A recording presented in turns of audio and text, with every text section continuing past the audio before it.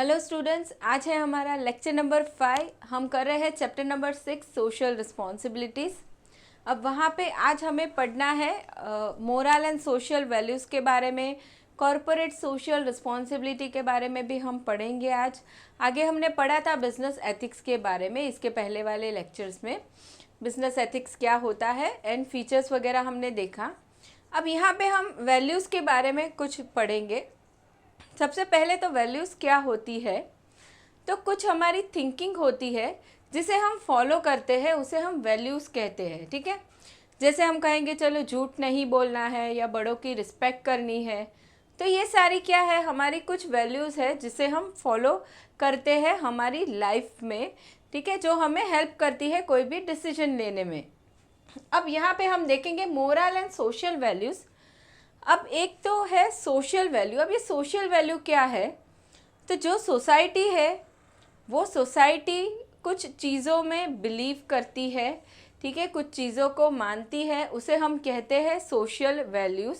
ठीक है, सोशली कुछ डिसीजंस लेने हों तो उसमें उस चीज़ों को सोशल वैल्यूज़ को फॉलो किया जाता है एंड फिर डिसीजंस लिए जाते हैं।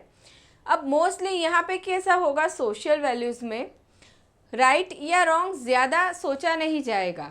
सोसाइटी बिलीव कर रही है तो उसे फॉलो किया जाएगा। ठीक है, सोसाइटी की वैल्यू है, सोशल वैल्यू है तो फॉलो किया जाएगा। लेकिन in case of moral value, जब हम मोरल वैल्यू की बात करेंगे तब इस मोरल वैल्यू में मेनली राइट या रॉन्ग देखा जाएगा कि कोई भी एक्टिविटी हो रही है, कोई भी डिसीजन लिया जा रहा है तो वो राइट है या रॉन्ग है, उसे हम कहेंगे मोरल वैल्यूज़। चलिए पढ़ते हैं। Our values are important because they help us to grow and develop. Yes, हमारी जो वैल्यूज़ रहती है वो ही हमें ज़िंदगी में आगे लाने में हेल्प करती है। The decisions we make are reflection of our values and belief and they are always directed towards a specific purpose। देखिए हम क्या करते हैं, हमारी वैल्यूज़ को फॉलो करके ही हमारे सारे ही डिसीजंस लेते हैं और उस डिसीजन में हम क्या करते हैं, एक स्पेसिफिक हमारा पर्पस हम रखते हैं। ठीक है, उस पर्पस के लिए ही हम डिसीजन लेते हैं। Social values form an important part of the culture of the society. They provide general guidelines for social conduct. देखिए सोशल वैल्यूज़ क्या करती है, हमें जनरल गाइडलाइंस प्रोवाइड करती है फॉर सोशल कंडक्ट। सोशली जो भी चीज़ें होती है, जो भी डिसीजन लिए जाते हैं सोशली, उसके लिए सोशल वैल्यूज़ एक बेस देती है, एक गाइडलाइंस प्रोवाइड करती है। Values such as fundamental rights, patriotism, respect for human dignity, rationality, sacrifice, equality, democracy etcetera. देखिए सारी जो चीज़ें हैं, democracy etcetera, influence our behaviour in many ways. ये सारी ही सोशल वैल्यूज़ है कि ये सोसाइटी में सब इन चीज़ों में बिलीव करते हैं।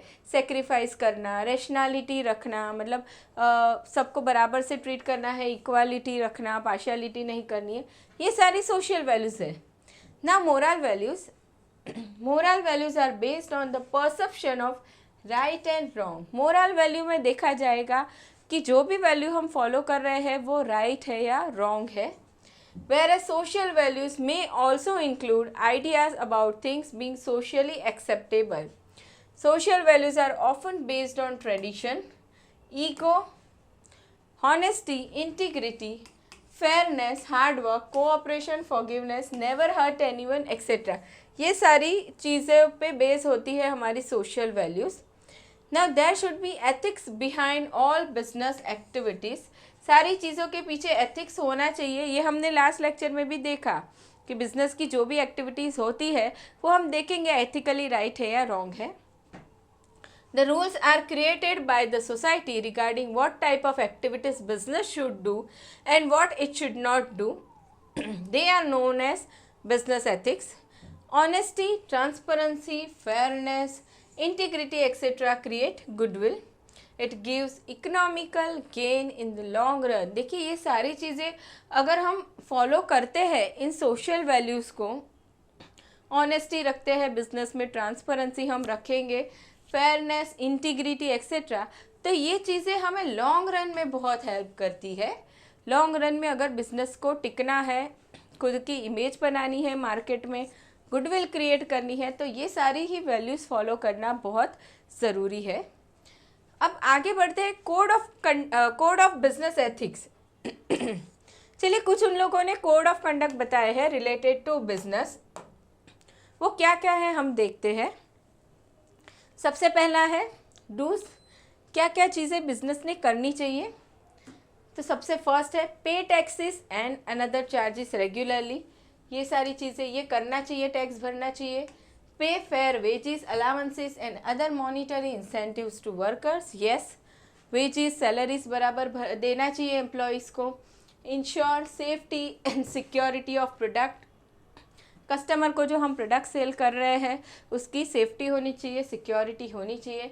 Supply quality goods as per expectations of consumers at reasonable price, ये भी कस्टमर के लिए है, क्वालिटी गुड्स देना है at reasonable price. Give due respect and honour basic rights of consumers, consumer के जो राइट्स हैं उसे रिस्पेक्ट देनी चाहिए। वो क्या क्या राइट्स है हम आगे एक चैप्टर आने वाला है उसमें डिटेल में पढ़ेंगे। नेक्स्ट है use a part of profit for the society, business जो भी प्रॉफिट करता है नॉर्मली वो प्रॉफिट नॉर्मली वो क्या करता है, खुद के ग्रोथ के लिए यूज़ करता है बिजनेस, खुद के एक्सपेंशन के लिए यूज़ करता है। लेकिन बिजनेस ने कुछ हिस्सा सोसाइटी के लिए भी रखना चाहिए, सोसाइटी के वेलफेयर के लिए भी रखना चाहिए। ये तो सारे डूज हो गए कि क्या क्या चीज़ें बिजनेस ने करनी चाहिए। अब डोंट्स, क्या नहीं करनी चाहिए। Do not destroy healthy competition, market में जो हेल्दी कंपटीशन चल रहा है बिजनेस के रिलेटेड उसको डिस्ट्रॉय नहीं करना है। डू नॉट चीट और exploit customers, do not create monopoly, do not resort to hoarding और black marketing, do not create secret और अनरिजनेबल प्रॉफिट, गलत प्रॉफिट छुपा के नहीं रखना चाहिए, ठीक है, सीक्रेसी वहाँ पे नहीं रखनी चाहिए। ऐसी सीक्रेसी क्यों रखते हैं सब प्रॉफिट की, या कम क्यों दिखाते हैं ताकि टैक्स कम पे करना पड़े, तो वो चीज़ नहीं करनी चाहिए, वो डोंट्स में आता है। अब अवॉइड, कौन सी चीज़ें अवॉइड करनी है बिजनेस ने, तो unfair competition, concentration of economic power, इसका मतलब होता है कि इकोनॉमिक पावर कुछ ही लोगों के हाथ में आ जाता है, वो चीज़ अवॉइड करनी है। Third is agreement with fellow businessman for controlling production, distribution, pricing etcetera. कभी कभी क्या होता है, कुछ प्रोडक्ट ऐसे होते हैं जिसके सेलर्स बहुत सारे नहीं होते या मैन्युफैक्चरर्स उसके बहुत सारे नहीं होते, बहुत कम होते हैं। तो क्या होता है, वो लोग आपस में कॉन्ट्रैक्ट कर लेते हैं या एग्रीमेंट कर लेते हैं कि चलो मार्केट में प्रोडक्शन बढ़ाना है या कम करना है, प्राइस बढ़ाने के लिए या बाकी सारी चीज़ों के लिए वो लोग क्या करते हैं, एग्रीमेंट करते हैं। तो वो गलत है, वो चीज़ नहीं होनी चाहिए। तो ये हो गया अवॉइड। नेक्स्ट इज एक्सेप्ट, कौन सी चीज़ें बिजनेस ने एक्सेप्ट करनी है, तो principle of service first and profit next, customer को पहले अच्छी सर्विस देने के बारे में सोचना है, खुद के प्रॉफिट के बारे में नहीं सोचना है। Truth in business that customer is the king, yes, customer king है मार्केट में, ये चीज़ बिजनेस ने एक्सेप्ट करके चलनी है। Next is make your business just, fair, human, efficient and dynamic. Business को हमें क्या बनाना है, जस्ट, फेयर, ह्यूमन, एफिशिएंट, बहुत अच्छे से बिजनेस काम करे वैसा क्रिएट करना है, एंड डायनामिक, डायनामिक का मतलब होता है फ्लेक्सिबल, जो एनवायरनमेंट में चेंजेस के अकॉर्डिंगली एडजस्ट हो सके वैसा बिजनेस क्रिएट करना होता है। तो ये चीज़ हो गई जो बिजनेस ने एक्सेप्ट करनी है। आगे हमने देखा क्या अवॉइड करनी है और क्या चीज़ें करनी चाहिए, क्या नहीं करनी चाहिए। चलिए, तो ये हमने पढ़ा मोरल एंड सोशल वैल्यूज़ के बारे में। अब यहाँ पे एक लास्ट टॉपिक है, वो है corporate social responsibility. Social responsibility हमने पढ़ लिया है बिजनेस का, टोवर्ड्स वेरियस इंटरेस्ट ग्रुप क्या क्या होता है, एनवायरनमेंट के लिए भी क्या होता है। अब कॉरपोरेट सोशल रिस्पॉन्सिबिलिटी में हमें क्या देखना है कि कुछ ऐसी कंपनीज़ है या कुछ ऐसे बिजनेस है जिनके लिए कुछ कंडीशन स्पेसिफाई की गई है, गवर्नमेंट ने की है। अगर वो कंडीशन फुलफ़िल हो जाती है तो बिज़नेस इसको कुछ रिस्पॉन्सिबिलिटी फुलफ़िल करनी होती है। अब वो क्या क्या कंडीशंस है वो सारी चीज़ें हम यहाँ पे देखते हैं। चलिए स्टार्ट करते हैं। सबसे पहले यहाँ पे कॉरपोरेट सोशल रिस्पॉन्सिबिलिटी के बारे में हमें बताया गया है कि corporate social responsibility is not a new concept in India. However, the ministry of corporate affairs, government of India has recently notified the section 135 of the companies act 2013 along with companies corporate social responsibility policy rules 2014 and other notifications related thereto, which makes it mandatory from 15 April 2014 for certain companies who fulfills the criteria as mentioned under section 135 to comply with the provisions relevant to corporate social responsibility. देखिए ये बहुत सारी चीज़ें यहाँ पे बताई है। अब गवर्नमेंट ने अंडर सेक्शन 135, ठीक है, कुछ चीज़ें या कुछ कंडीशंस दी है कि वो कंडीशंस अगर फुलफ़िल हो जाती है तो उन कंपनीज़ को कॉरपोरेट सोशल रिस्पॉन्सिबिलिटी फुलफ़िल करना ज़रूरी हो जाएगा। अब हम आगे देखते हैं मीनिंग क्या दिया है कॉरपोरेट सोशल रिस्पॉन्सिबिलिटी का। तो corporate social responsibility CSR is self-regulating business model aims to contribute to societal goal or support volunteering or ethically oriented practices। देखिए CSR को क्या कहा गया है? Self regulating business model. ऐसा क्यों कहा गया है? अब सेल्फ रेगुलेटिंग मतलब बिजनेस खुद का बिजनेस का ऐसा मॉडल बनाएंगे, ठीक है। वो मॉडल के ज़रिए क्या होगा, बिजनेसेस जो काम कर रहे हैं उसके साथ साथ ही वो सोशल रिस्पॉन्सिबिलिटी भी फुलफ़िल करते जाएंगे। तो एक ऐसा सेल्फ रेगुलेटिंग बिजनेस मॉडल बनाया जाएगा विच एम्स टू कॉन्ट्रीब्यूट, जो कॉन्ट्रीब्यूट करेगा सोसाइटल गोल, सोसाइटी के गोल या वेलफेयर के लिए, और सपोर्ट वॉलंटियरिंग और एथिकली ओरिएंटेड प्रैक्टिसेस, जो चीज़ें एथिकली होनी चाहिए वैसी चीज़ों को सपोर्ट करेगा या सोसाइटी के गोल को सपोर्ट करेगा। Now it makes a company socially responsible and accountable.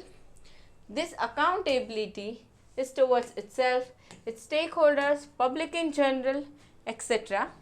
ये सारे लोगों की तरफ बिजनेस क्या करेगा, खुद की जिम्मेदारी पूरी करेगा। By practicing social responsibility, companies can be conscious about economic, social and environmental aspect of the society। देखिए अगर corporate social responsibility businesses fulfil करते हैं तो वो खुद कॉन्शियस हो जाते हैं, मतलब एकदम से ज़िम्मेदार हो जाते हैं, सोचने लगते हैं कि भाई हम कुछ गलत तो नहीं कर रहे हैं ना, सोसाइटी के लिए हम हमारी रिस्पॉन्सिबिलिटी पूरी कर तो रहे हैं ना। तो वो खुद कॉन्शियस हो जाएंगे उनकी रिस्पॉन्सिबिलिटी के लिए। चलिए नाउ नेक्स्ट इज डेफिनेशन। अब CSR की हमें डेफिनेशन दी गई है, वो हम देखते हैं।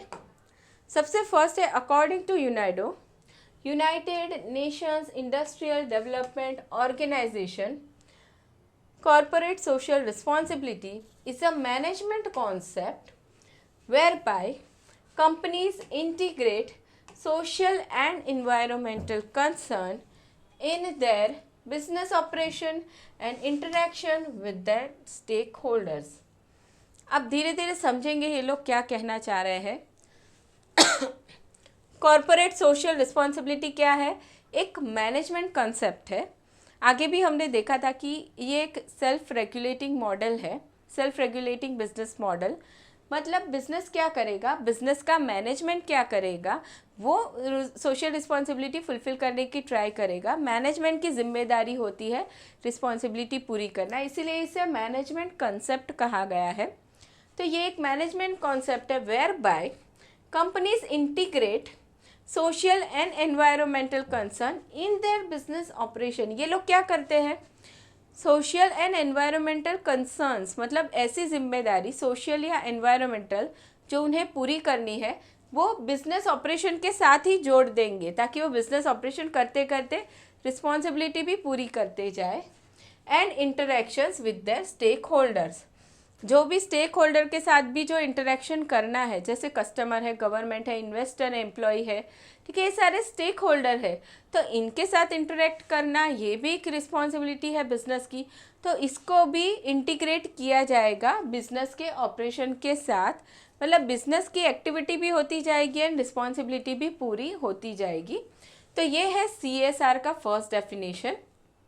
नाउ सेकेंड डेफिनेशन जो दिया है ISO ने, इंटरनेशनल ऑर्गेनाइजेशन फॉर स्टैंडर्डाइजेशन। अब इन्होंने क्या कहा, the responsibility of an organisation for the impacts of its decision and activities on the society and environment, resulting in ethical behavior and transparency, which contributes to sustainable development, including health and well-being of society, takes into account expectation of stakeholders, complies with current laws, and is consistent with international standard of behavior, and is integrated throughout the organization and implemented in its relation। बहुत बड़ा definition है and बहुत सारी चीज़ें इसमें बताई है कि CSR क्या है। The responsibility of an organisation, business की responsibility for the impact of its decision and activities on society and environment. कैसी जिम्मेदारी है कि बिजनेस के जो डिसीजंस होते हैं या एक्टिविटीज़ होती है उनकी इम्पैक्ट आती है सोसाइटी पे या एनवायरनमेंट पे, उसके लिए बिजनेस की जिम्मेदारी है। कैसी जिम्मेदारी, resulting in ethical behaviour and transparency which contributes. तो बिजनेस ने क्या करना है, एथिकल बिहेवियर रखना है, ट्रांसपेरेंसी रखनी है, जो चीज़ कंट्रीब्यूट करेगी किस में, सस्टेनेबल डेवलपमेंट। सस्टेनेबल डेवलपमेंट मतलब ऐसा डेवलपमेंट जो कंटिन्यूअस है, मेंटेन है। Sustainable development including the health and wellbeing of society, जहाँ पे ऐसा डेवलपमेंट जहाँ पे health and wellbeing of society देखा जाएगा। Takes into account expectation of stakeholders, जो भी स्टेक होल्डर्स है उनकी एक्सपेक्टेशन को ध्यान में रखा जाएगा। दूसरा, complies with current laws and is consistent with international standard of behavior। जो हमारे करंट लॉज है गवर्नमेंट ने बनाए हैं उनके साथ भी कॉम्प्लाई करना है एंड कंसिस्टेंट रहना है इंटरनेशनल स्टैंडर्ड के साथ। इंटरनेशनली जो स्टैंडर्ड बने हैं बिजनेस के लिए उनको भी कॉम्प्लाई करना है। And is integrated throughout the organisation and implemented in its relation. ऐसा रिस्पॉन्सिबिलिटी जो इंटीग्रेट है थ्रू आउट द ऑर्गेनाइजेशन, मतलब पूरे ही बिजनेस में फॉलो होता है, इंटीग्रेट है, and implemented in its relation, implement किया जाता है उसके रिलेशंस मतलब कस्टमर के साथ, एम्प्लॉयज़ के साथ, सप्लायर के साथ, सभी के साथ ये चीज़ फॉलो की जाएगी कॉरपोरेट सोशल रिस्पॉन्सिबिलिटी की। तो उसे हम कहेंगे CSR। ये हो गया उसका सेकेंड डेफिनेशन। अब आगे बढ़ते हैं, स्कोप ऑफ CSR। अब यहाँ पे हमने वो जो कंडीशंस की बात की थी कि कौन कौन सी कंपनीज़ को एप्लीकेबल होने वाला है CSR, वो हम देखते हैं। सबसे फर्स्ट कंडीशन है एप्लीकेबिलिटी, देखते हैं। The companies having net worth of 550 crore और मोर। देखिए नेट वर्थ ऑफ 500 करोड़ और मोर, और टर्नओवर ऑफ 1000 करोड़ और मोर, और net profit of 5 crore or more during any financial year shall be required to constitute a corporate social responsibility committee of the board with effect from 1st April 2014। देखिए तीनों में से कोई भी एक चीज़ हो रही है। सबसे फर्स्ट है नेट वर्थ ऑफ 500 करोड़ और मोर। व्हाट इज़ नेट वर्थ, जो भी हमारी बैलेंस शीट बनती है जब भी उसमें जो हमारे एसेट्स है उसके माइनस जब हम लायबिलिटी करते हैं तो हमें मिलता है नेट वर्थ। तो वो नेट वर्थ अगर बिजनेस की 500 करोड़ से 500 करोड़ या उससे ज़्यादा है। सेकेंड थिंग, टर्नओवर या हम जिसे सेल्स कहेंगे बिजनेस का, वो 1000 करोड़ या तो फिर उससे ज़्यादा है। या थर्ड थिंग, नेट प्रॉफिट पाँच करोड़ या उससे ज़्यादा है ड्यूरिंग एनी फाइनेंशियल ईयर, कोई भी फाइनेंशियल ईयर में ये कंडीशन फुलफिल हो रही है, तो वैसी कंपनी ने क्या करना है, कॉरपोरेट सोशल रिस्पॉन्सिबिलिटी कमिटी बनानी है। ठीक है, ये हो गया first condition. Next is the boards report shell disclose the composition of CSR committee. अब ये जो CSR कमिटी बनी है उसका कॉम्पोजिशन मतलब उसमें कितने लोग हैं, कौन कौन है, वो बोर्ड्स रिपोर्ट में दिखाना पड़ेगा। थर्ड है all companies shall spend in every financial year at least 2% of the average net profit of company made during 3 immediately preceding financial year in pursuance of its corporate social responsibility policy। अब company को क्या करना है, past 3 years के जो average profit आ रहा है, ठीक है, देखिए immediately preceding financial years, 3 immediately preceding financial year, उसका जो एवरेज नेट प्रॉफिट है उसका 2%, एटलीस्ट 2% उसने खर्चा करना है कॉरपोरेट सोशल रिस्पॉन्सिबिलिटी के लिए। The companies shall be required to incorporate in its board report and annual report on CSR containing following particulars. अब जब भी बोर्ड रिपोर्ट बनेगा तो उस बोर्ड रिपोर्ट के अंदर एनुअल रिपोर्ट होना चाहिए कंटेनिंग फॉलोइंग पर्टिकुलर्स, जिसके अंदर ये सारी चीज़ें मेंशन होगी। सबसे फर्स्ट है a brief outline of company CSR policy including overview of projects or programs proposed to be undertaken and a reference to the web link to CSR policy। Company की जो CSR पॉलिसी है, corporate social responsibility policy, उसके बारे में outline दी जाएगी, उसका web link भी उसमें दिया जाएगा। Next is composition of CSR committee में कितने लोग हैं, कॉम्पोजिशन बताया जाएगा। Average net profit of the company for last 3 financial years, average net profit कितना था वो बताया जाएगा। Next is prescribed CSR expenditure, minimum 2% तो हमें करना ही है एक्सपेंडिचर, तो हमने कितना किया है वो प्रिस्क्राइब करना है। Details of money spent on CSR during financial year, detail देनी है हमें CSR एक्सपेंडिचर की। In case the company has failed to spend 2% of average net profit of the last 3 financial year, reasons thereof। At least 2% हमें spend करना है corporate social responsibility के लिए, लेकिन कभी कभी ऐसे कुछ रीज़न हो गया कि कंपनी वो पैसे स्पेंड नहीं कर पा रही है CSR पे, तो वो रीज़न क्या है वो बताना है। चलिए, तो ये चीज़ें हमने देख ली कि क्या क्या डिस्क्लोजर रहेंगे एंड बाकी सारी कंडीशंस हमने देखी। Now next is CSR committee. अब ये कॉम्पोजिशन ऑफ CSR कमिटी जो हमने बात की, तो वो कॉम्पोजिशन क्या, कितने लोग रहेंगे CSR कमिटी में।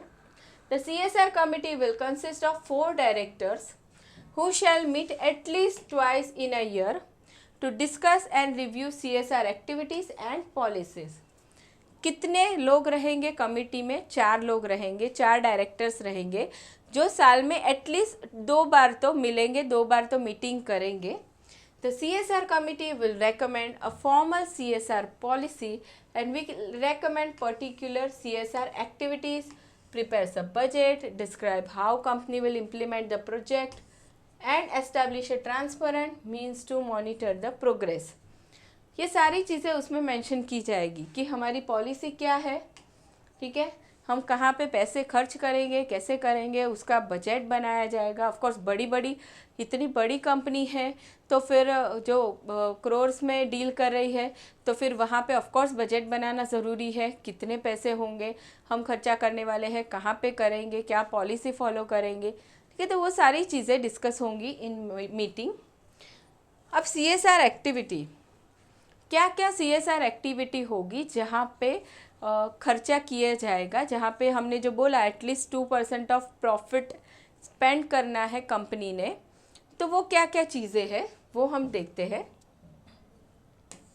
चलिए स्टार्ट करते हैं। सबसे फर्स्ट है eradicating hunger, poverty malnutrition, promoting preventive health care and sanitation, making available safe drinking water. देखिए ये सारी सोशल प्रॉब्लम्स रहेगी जहाँ पे हम पैसे स्पेंड करने वाले हैं, बिजनेस पैसे स्पेंड करेगा। इरेडिकेट करना मतलब हटाना, दूर करना, रिमूव करना। तो हंगर, पॉवर्टी, माल न्यूट्रिशन, ये सारी चीज़ों को दूर करने के लिए स्पेंड कर सकती है कंपनी पैसे। Next is promoting education, including special education, employment enhancing vocation skills, especially among children, women and elderly and the differently abled, and livelihood enhancement project। Education से रिलेटेड जो ये सारी चीज़ें वहाँ पे कंपनी पैसे स्पेंड कर सकती है। Next is reducing child mortality and improving maternal health by providing good hospital facilities and low cost medicine. देखिए पहले के ज़माने में ये बहुत होता था, ठीक है, मोर्टालिटी रेट ज़्यादा था, child mortality rate, maternal health पे भी ज़्यादा ध्यान नहीं दिया जाता था। अभी तो काफ़ी कुछ सिचुएशन चेंज हो गई है, तो इन चीज़ों को भी बदलने में पैसे दे सकती है company. Next is ensuring environmental sustainability, ecological balance, protection of flora and fauna, animal welfare, agro forestry, conservation of natural resources and maintaining quality of soil, air and water। ये सारी environmental related, natural resources related भी खर्चे जो होते हैं वहाँ पे भी स्पेंड कर सकती है company. Next is employment enhancing vocational skills, vocational programmes जो होंगे जो एम्प्लॉयमेंट बढ़ाएंगे वहाँ पे स्पेंड हो सकते हैं पैसे। Measures for the benefit of armed forces, veterans, war widows and their dependents। जो लोग वॉर में जाते हैं ऐसे लोगों के या उनके फैमिलीज़ की हेल्प के लिए पैसे स्पेंड कर सकते हैं। Training to promote rural sport, nationally recognise sports के लिए पैसे दे सकते हैं। Contribution to prime minister's national relief fund, any other fund set up by the central government for socio-economic development and relief and welfare of the scheduled caste, scheduled tribes, other backward classes, minorities and women। हमारी government काफ़ी सारे fund बनाती है लोगों की help के लिए, ladies लोगों की हेल्प के लिए, बैकवर्ड क्लास की हेल्प के लिए, शेड्यूल्ड ट्राइब या शेड्यूल्ड कास्ट हम कह सकते हैं उनकी हेल्प के लिए। तो ऐसे फंड के अंदर पैसे दे सकते हैं। Next is rural development projects, rural area को आगे लाने के लिए जो भी प्रोजेक्ट्स होते हैं उसमें पैसे दे सकते हैं। स्लम एरिया डेवलपमेंट, इसके लिए भी कंपनी पैसे स्पेंड कर सकती है। तो ये सारी चीज़ों में अगर खर्चा किया जाता है तो इसका मतलब है कि कंपनी उसकी कॉर्पोरेट सोशल रिस्पॉन्सिबिलिटी फुलफिल कर रही है। Now next is allocation of fund. Allocation of fund के बारे में हम देखते हैं। The company would spend not less than 2% of the average net profit of the company during the 3 immediately preceding financial years. देखिए एटलीस्ट 2% तो spend करना ही करना है, उससे ज़्यादा हो सकता है लेकिन कम नहीं।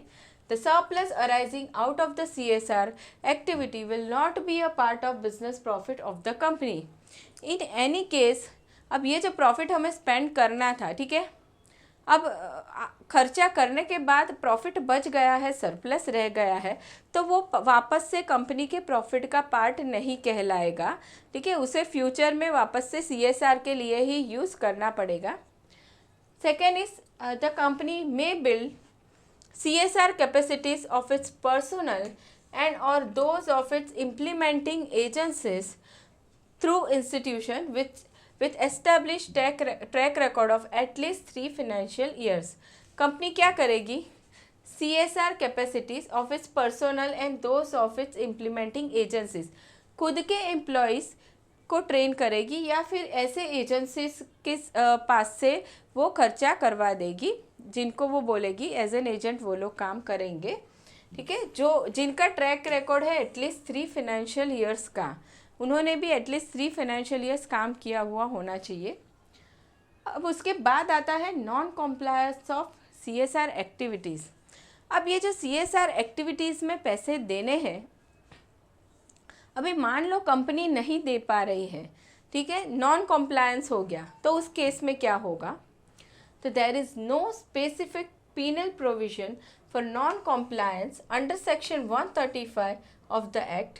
अब ये जो सेक्शन 135 जहाँ पे CSR के बारे में बताया गया है, उसके अंदर कोई स्पेसिफिक पीनल प्रोविजन नहीं है नॉन कॉम्प्लायंस के रिलेटेड, लेकिन however non-disclosure or absence of details about CSR policy and its implementation in board's report would attract penalties।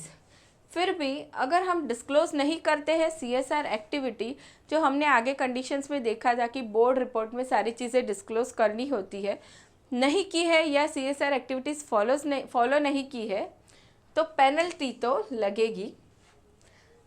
Penalties for non-complying the duty of CSR would attract a fine of not less than 50,000, which may extend to 25 lakhs, and every officer